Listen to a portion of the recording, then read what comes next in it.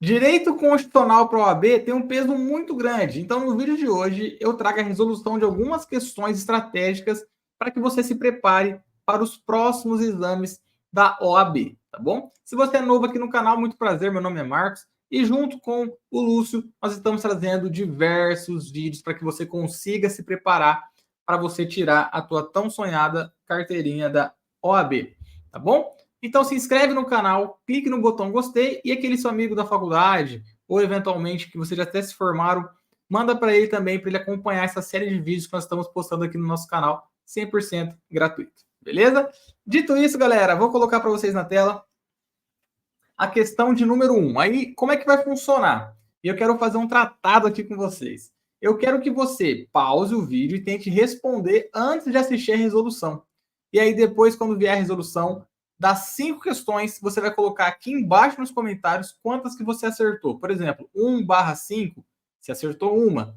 5/5, você acertou todas. Então, vamos fazer esse combinado já agora no começo do vídeo, bacana? Então, a primeira questão fala o seguinte: Sofia, brasileira nata com dupla nacionalidade, portuguesa e brasileira, decidiu renunciar à nacionalidade brasileira e procurou você como advogado para receber orientação jurídica adequada sobre os efeitos de tal decisão. Depois da avaliação do caso, você afirmou corretamente a sua cliente que. Então, isso é uma típica questão da FGV.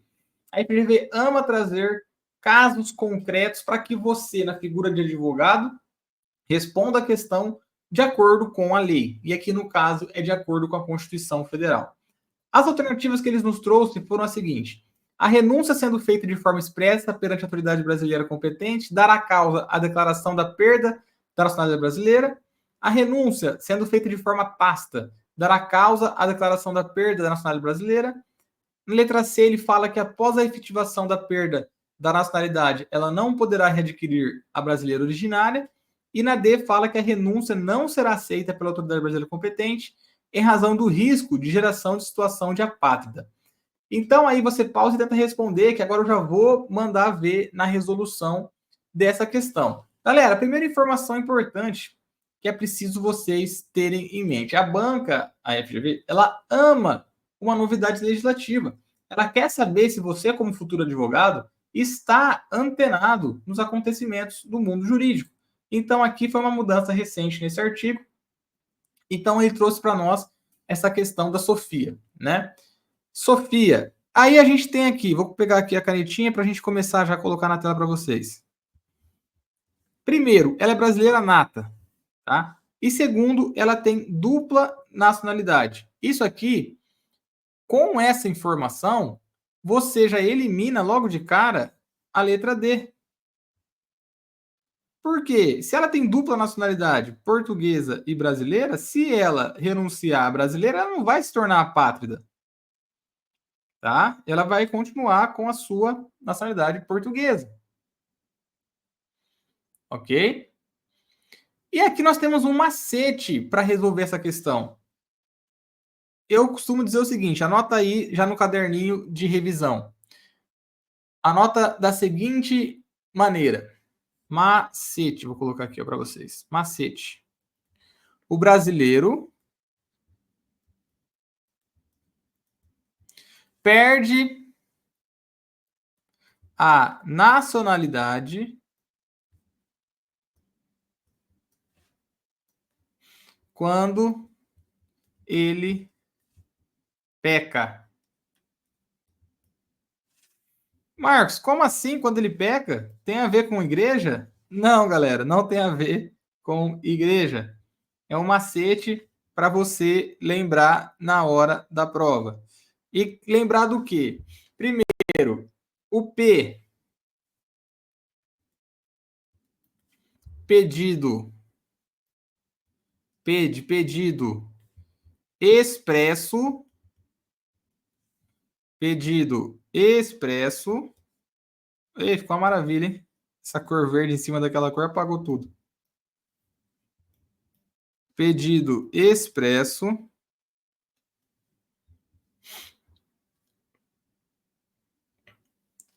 da perda da nacionalidade. E aqui nós temos uma exceção se ele, igual a letra D ali, ó, se ele não tiver outra, né, e se tornar apátrida.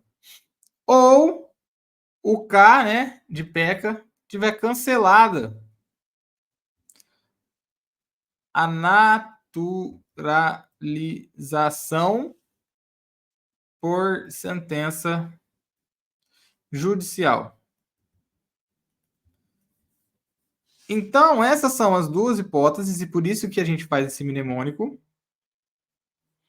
Pedido expresso, tem que lembrar da exceção da pátria, ou cancelada a sua naturalização por sentença judicial. Então, aqui, sabendo desse macete, né, do PECA aí, o que a gente já consegue entender nas demais alternativas? Aqui ele fala o quê? Tácita.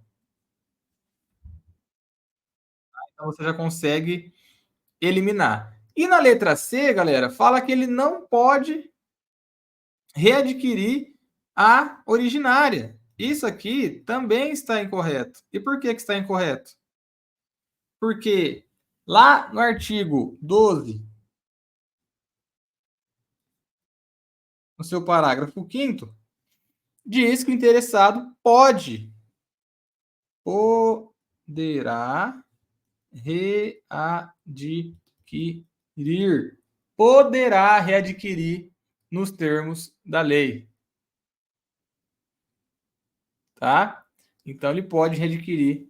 E por isso, então, a resposta que nos sobrou é a letra A.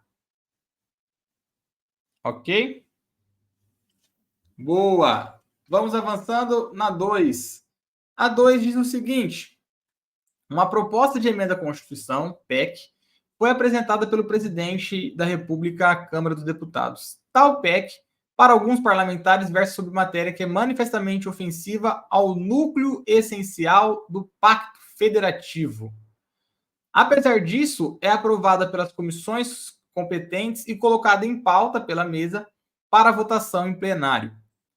Diversos deputados federais do bloco de oposições, inconformados com essa situação, consultam você, como advogado, sobre possível medida judicial para que seja reconhecida a incompatibilidade da PEC com a Constituição da República, de modo a impedir a votação pelo plenário.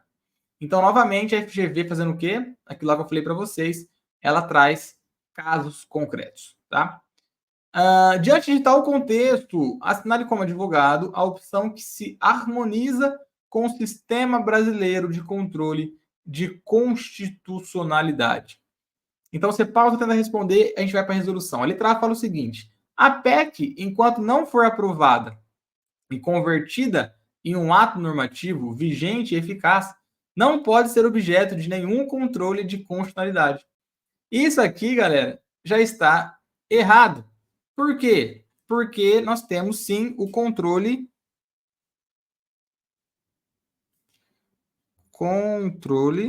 prévio, tá?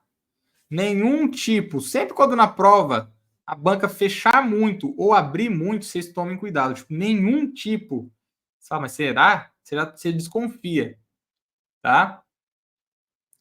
Na B, é possível que a PEC seja declarado inconstitucional em sede de mandado de segurança impetrado no STF por qualquer deputado federal. Isso aqui, galera, está corretíssimo, é um informativo número 711 do STF, que diz exatamente isso, tá?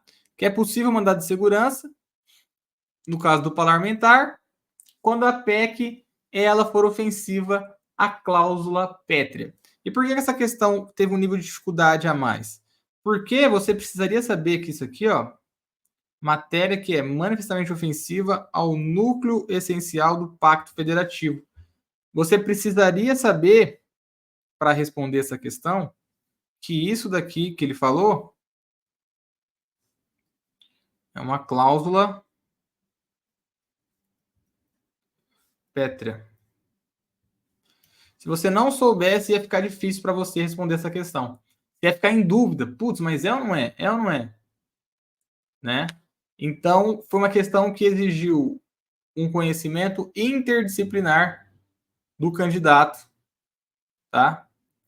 e por isso eu achei uma questão difícil. Então, essa é a resposta correta.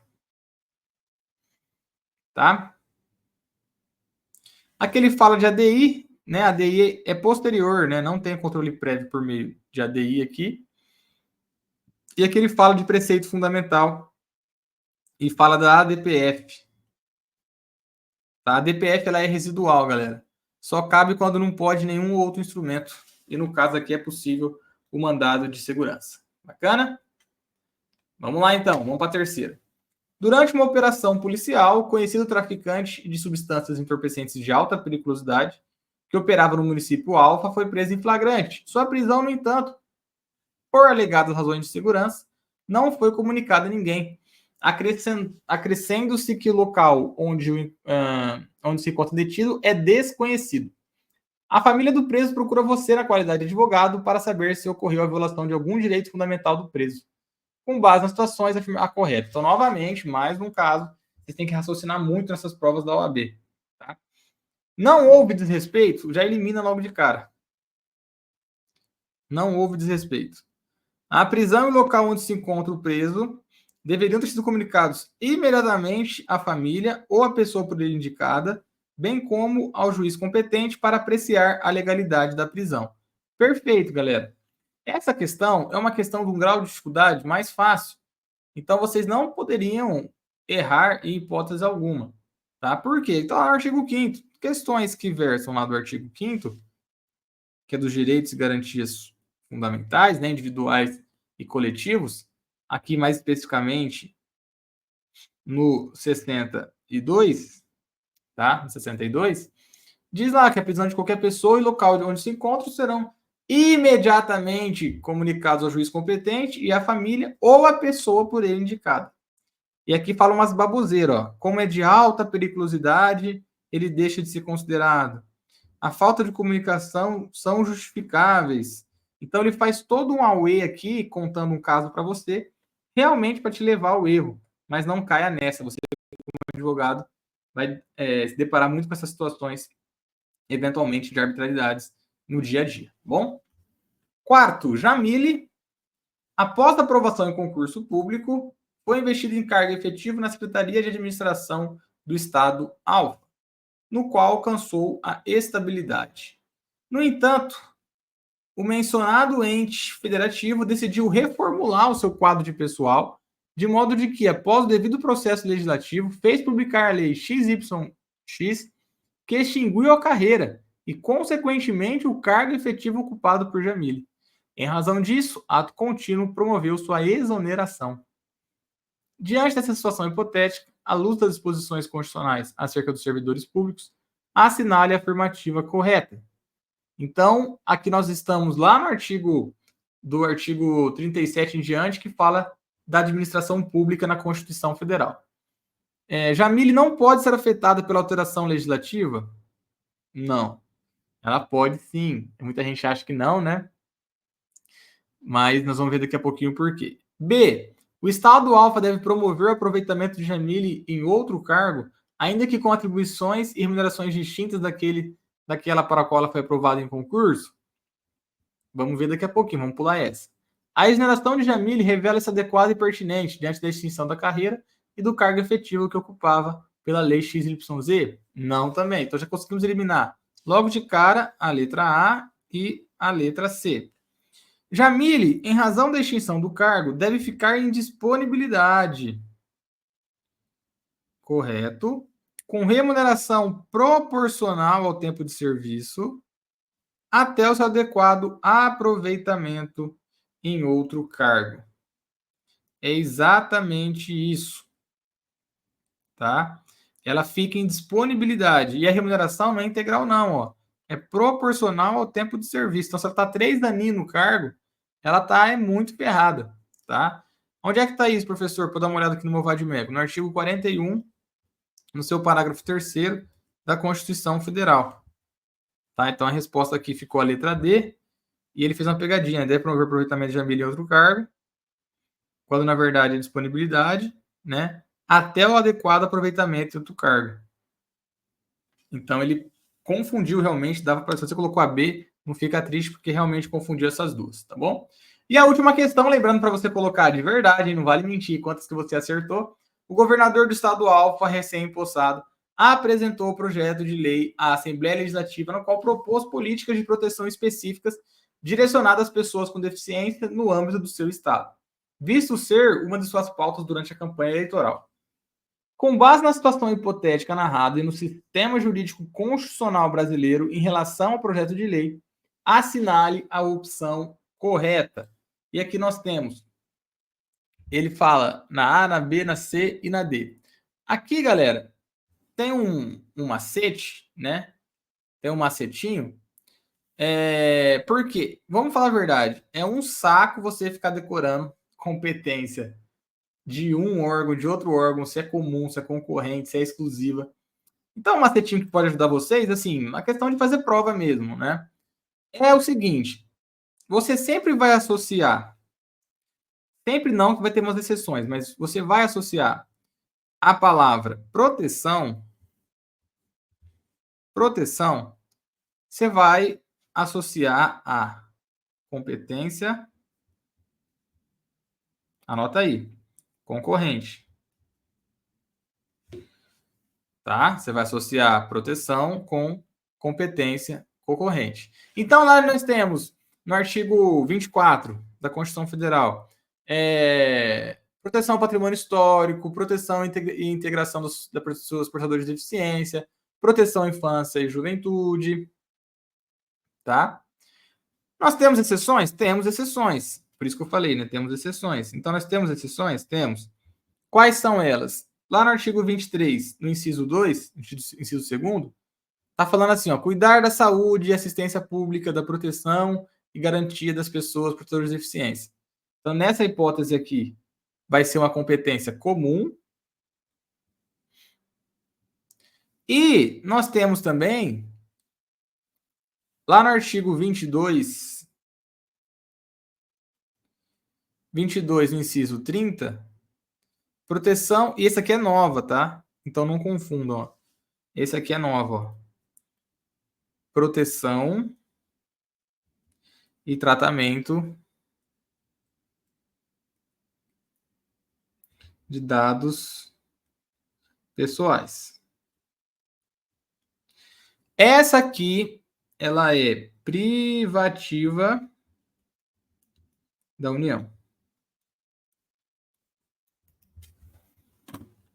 Beleza, galera? Então, mais uma dica. Nós trouxemos diversas dicas, diversas maneiras, porque eu sempre falo o seguinte, na OAB você tem que saber resolver questão. Você precisa acertar metade ali, ninguém está pedindo para você fazer um absurdo, tá? Então você tem que saber fazer questão, você tem que saber jogar o jogo. Esses macetes na hora da prova, você vai conseguir lembrar para você ir bem na sua prova, beleza? Então, espero que você tenha gostado. Não esquece de clicar no botão gostei, se inscrever no canal, muito importante, para continuar recebendo e ativar as notificações, fechou? Um abraço a todos, pessoal. Fiquem com Deus. Bons estudos.